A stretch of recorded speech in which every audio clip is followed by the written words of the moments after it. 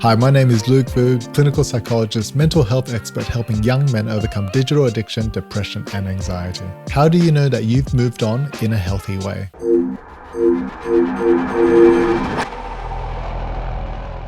Quick disclaimer, I'm not your psych, this isn't treatment, and if you need a psych, you should find a registered qualified psychologist in your area.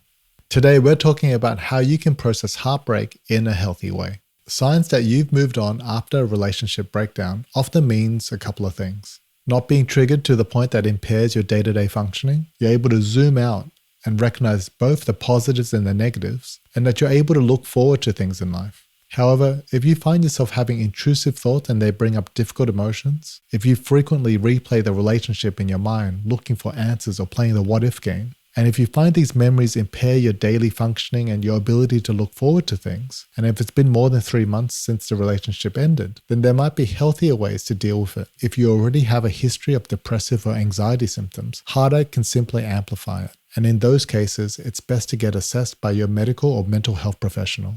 Let's debunk 4 common misconceptions about moving on. Bro, just don't think about it so much. Not quite.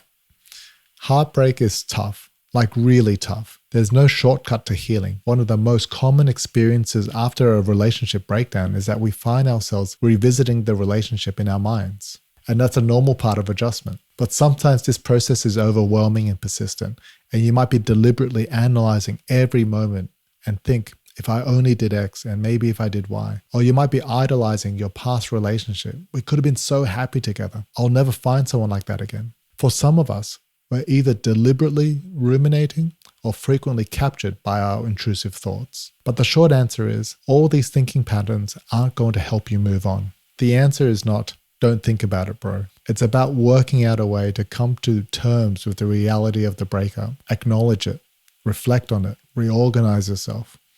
It's often difficult, but it's the most direct way to heal. Time heals everything. No, not by itself. The process of grief, loss, or heartbreak takes time, and you can be stuck in that process. So time alone isn't enough. Healing takes time. Time helps, but it doesn't heal. I need an apology to have closure. Not necessarily.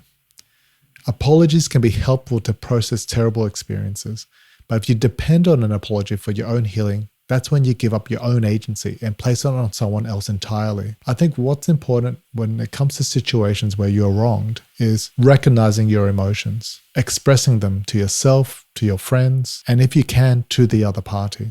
Even if they don't apologize, you can choose to forgive them. Forgiveness doesn't mean forgetting what happened. It's a choice that you make for yourself and yourself only. It means choosing not to have it dominate your life. It's best to think of forgiveness as a practice of acceptance and self-kindness, something that you have to do repeatedly until you get it.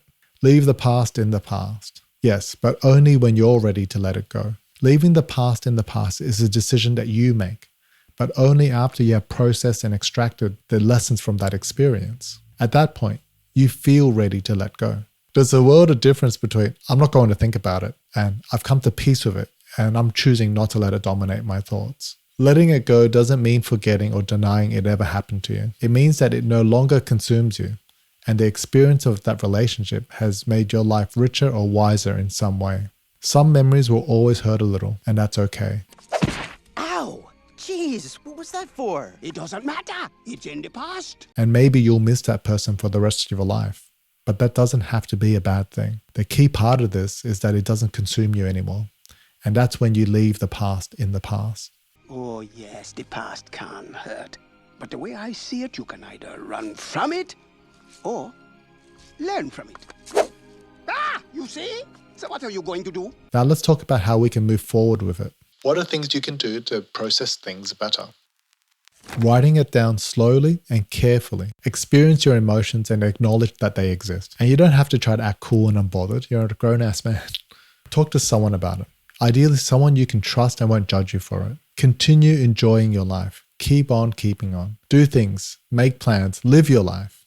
If you're looking back, remember the uncut and unedited parts of the relationship, not just the idolized version. Remember your former partner's flaws, their quirks, their frustrations, the painful moments, the disconnected moments, the boring moments. Mix it up until you feel at peace, and sometimes even silly about it. And then let it pass. Understand the function of loss.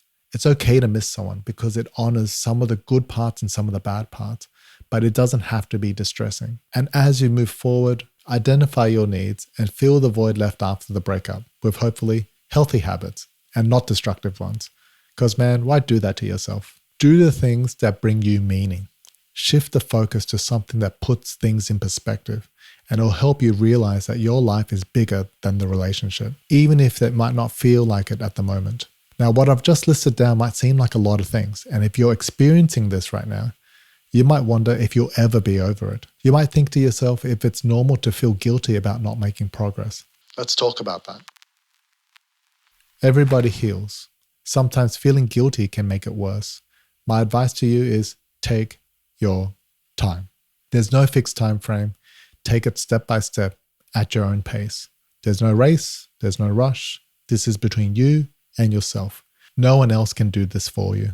That being said, if you do find yourself having a difficult time adjusting and functioning, or not having enough capacity to attend to your responsibilities, then you might need some professional support. So how can psychologists help you through this process better than doing it yourself? Sometimes being able to discuss it openly without any restraints can do wonders. You might be reluctant to share everything with your close friends, or you might feel like you're imposing on someone for having shared that story one too many times. Or maybe you're embarrassed to still be affected by it. By offering a different perspective, a psychologist can help identify when you're exaggerating the positives of what it was or what it could be, or when you're exaggerating on the negatives. A psychologist can help you navigate and see a more accurate picture of the relationship. Psychologists can recommend specific tools or techniques depending on their style, which I've talked about in a previous video. Maybe it's more complex than we thought. Maybe it's a self-worth issue. Maybe it's a moral injury.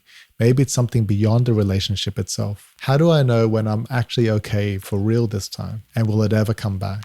So remember this. If you're not being triggered to the point it impairs your day-to-day functioning, if you're able to zoom out and recognize both the positives and the negatives, and that you're able to look forward to things in your life, then that's when you're okay. But it's normal to feel heartbreak again. It happens. It's part of the process. It doesn't mean that you're broken. If you feel that these symptoms persist for longer than 3 months, or just longer than you'd like, then maybe it's worth getting professional support. I hope this helped you understand what you and your loved one might be experiencing through heartbreak. And so if you found this useful, don't forget to hit subscribe. I'm Luke Vu. Be kind, be you. Catch you next time.